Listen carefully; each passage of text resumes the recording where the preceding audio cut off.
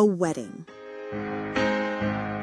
It's a place of joy, of new beginnings, of two families coming together to celebrate love and hope for the future.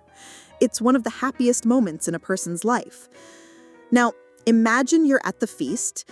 The party is in full swing, the music is playing, people are laughing, and then disaster strikes.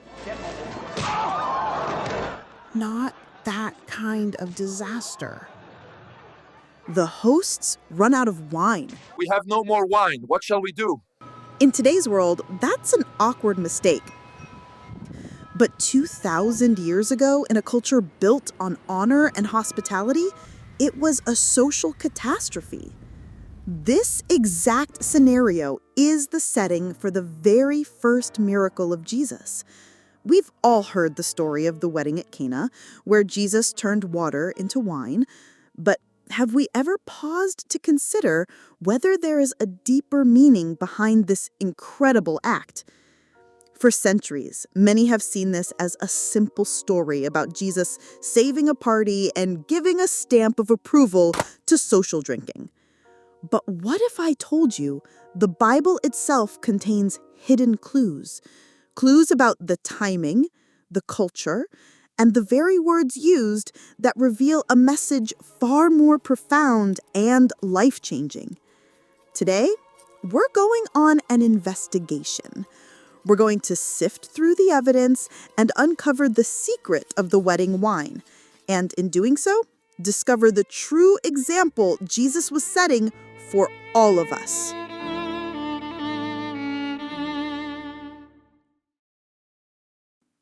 Our story begins in a small town called Cana in Galilee, not far from Jesus' hometown of Nazareth.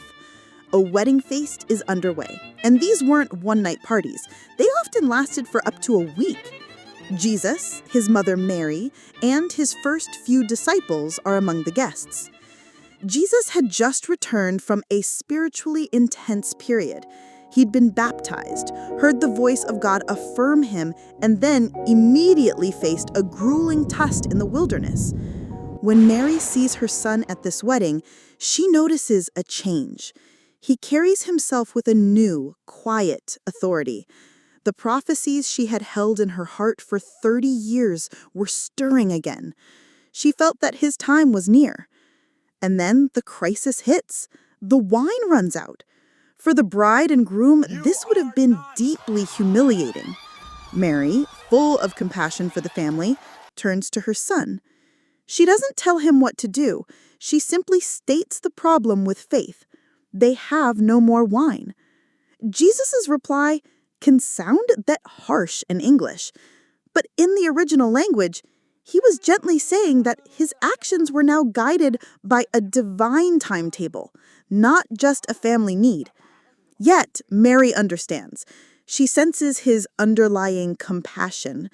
She turns to the servants with complete confidence and gives them a simple, powerful instruction.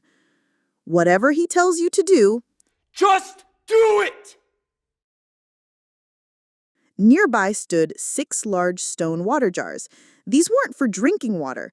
John's Gospel tells us they were for the Jewish rites of purification. Each one held 20 to 30 gallons. They were symbols of religious tradition and cleansing. Jesus gives a simple command: fill the jars with water. The servants obey, filling them to the very brim. Then comes the second command: now draw some out and take it to the master of the banquet. Imagine being that servant. You just filled a jar with plain water. Now you have to serve it to the most important person at the feast, the man in charge of the whole event. But they obey. The master of the banquet takes a sip, and his eyes go wide. He has no idea where this drink came from, but he knows one thing: it's the best he's ever tasted. This is truly remarkable. I've never tasted wine of this quality. He pulls the bridegroom aside, laughing, and says, everyone serves the good wine first, and when the guests have had plenty to drink, they bring out the cheaper stuff. But you have saved the best until now. In that quiet moment, a stunning miracle had occurred. Water became wine. A social disaster became a moment of divine revelation. This was Jesus' first sign, Turned blue, right? revealing his glory and putting faith into the hearts of his disciples. So, an amazing miracle, a beautiful story. But this is where our investigation truly begins. To understand the deeper meaning, we have to ask the right Dead questions. man is revived. We can ask him 5 questions, at which point he will die again. And the biggest question is this: what kind of wine did Jesus actually make? To answer that, we need to look at 3 crucial clues: the timing of the wedding, the biblical view of new wine versus old wine, and the strange reaction of the guests. If we read carefully from verse 1 to verse 12, which tells the story of the wedding, we won't find the exact date of the event, because, in fact, it isn't mentioned at all. However, the Bible gives us a significant clue immediately after the story in John 2:13. Now, the Passover of the Jews was at hand, and Jesus went up to Jerusalem. The Passover is one of the most important Jewish festivals. It always takes place in the spring, around March or April. This tells us the wedding in Cana happened in the early spring. It's a beautiful time for a wedding, a season of new life, rebirth, and joy. Now, hold that thought. The wedding was in the spring. Our next question is, when are grapes for wine harvested in ancient Israel? The Bible makes this clear too. The grape harvest was a joyous, bustling time that took place in the late summer and early autumn, from about August to October. It was so important that it was tied to another major festival, the Feast of Tabernacles. In Deuteronomy 16, God commands the people to celebrate this festival after they have gathered in their corn and their wine. So let's connect the dots. The wedding was in the spring, March or April. The harvest was in the fall, August to October. This means any wine served by the wedding host, the wine that ran out, could not have been fresh grape juice. The harvest was 5 or 6 months in the past. That wine would have been old wine, fermented and alcoholic. This establishes what the guests were drinking before Jesus performed the miracle. Now let's look at what the Bible says about the difference between these 2 types of wine. When we read the Bible, we see wine mentioned in different ways. It's not always talking about the same thing. On one hand, new wine is often linked to joy, blessings, and even health. In Ecclesiastes, it says, "Eat your bread with joy and drink your wine with a merry heart." When the Apostle Paul advised Timothy to use a little wine for your stomach's sake, he was talking about its healing, soothing properties, something fresh grape juice was known for. This new wine is essentially pure, unfermented grape juice, the fresh and wholesome fruit of the vine. On the other hand, old wine, fermented alcoholic wine, is often linked with warnings about intoxication and its dangers. The book of Proverbs gives a stark warning. Do not look at wine when it is red, when it sparkles in the cup. In the end, it bites like a serpent and stings like a viper.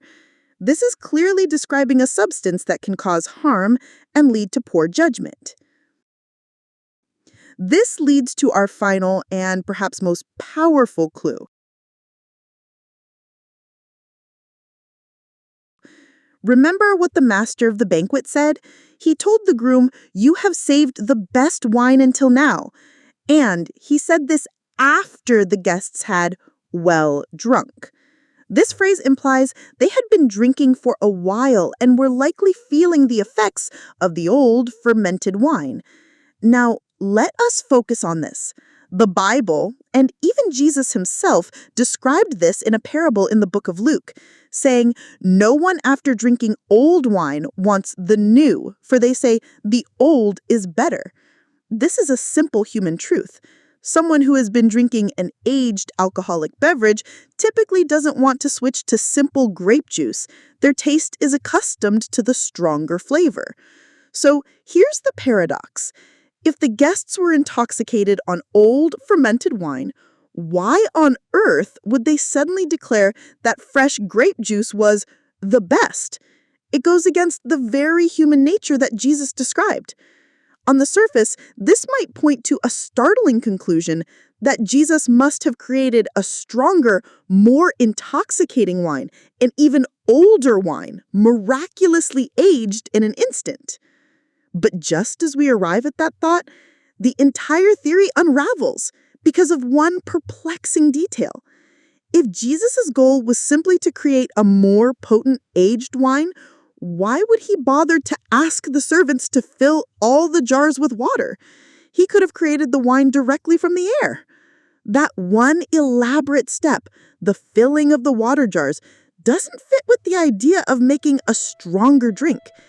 It suggests something else is happening entirely.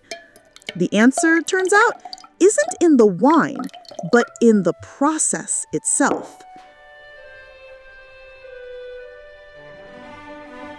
This is where all the clues come together. The key to this entire miracle isn't just the wine, it's the water jars. Remember, these weren't just any containers. They were stone jars used for ceremonial purification. This was a deeply symbolic part of Jewish life. Before worship, before meals, people would wash their hands in a ritual way to be considered clean. The water itself didn't remove sin, but it represented a desire for purity. Jesus didn't just snap his fingers and make wine appear. He deliberately chose to use these vessels of purification. He instructed the servants to fill them to the brim with water. In a way, he was starting with an act of cleansing. The prophets of the Old Testament, like Ezekiel, spoke of a day when God would say, "I will sprinkle clean water on you, and you will be clean." By filling these jars, Jesus was giving a powerful visual lesson. Before they could receive his best new wine, they were first symbolically cleansed. The water represented a washing away of the old, preparing them for the new. It's as if he was cleansing their palates and their spirits, so they could truly appreciate the superior gift he was about to give. He was showing that his work is one of transformation. He takes the old rituals, the water for purification, and turns them into something new, joyful, and life-giving. So when the guests tasted what Jesus had made, they weren't comparing it to the old wine based on alcohol content. They were tasting something divinely perfect. It wasn't a product of time and decay, the process of fermentation. It was a purposeful creation of God. So many who profess to be Christians today point to this very story to justify social drinking, perhaps even getting drunk. They can argue about this and that, but now, having looked at the evidence, we can see the true, breathtaking message of Jesus' first miracle. This was so much more than turning water into wine. Think about it. Had you not already noticed that this single event perfectly represents his entire reason for coming to earth? It wasn't just his first miracle. In many ways, it was a preview of the greatest miracle he would ever perform. The true miracle wasn't just a change in a beverage. It was a promise of a change in people. Jesus came to cleanse his people from all filthiness, just as the water symbolized purification. He came to give them a new heart and a new mind, preparing them to one day drink not from a cup of wine, but from the fountain of the water of life. He revealed himself as the promised Messiah, the one who liberates us from the bondage of sin. He showed that he is the true source of all that is pure, joyful, and new. He wants to fundamentally transform us from the inside out. And that is the greatest miracle of all. the change of a human heart. It is a miracle that has been happening quietly and powerfully in hearts all over the world throughout the ages. It is the miracle of being born again. The lasting miracle of Cana isn't a story about wine locked in the past. It's a living invitation. It's a promise that He can take the ordinary, empty parts of our lives and transform them into something of divine worth. And it's a miracle He still wants to perform in every single one of our hearts today.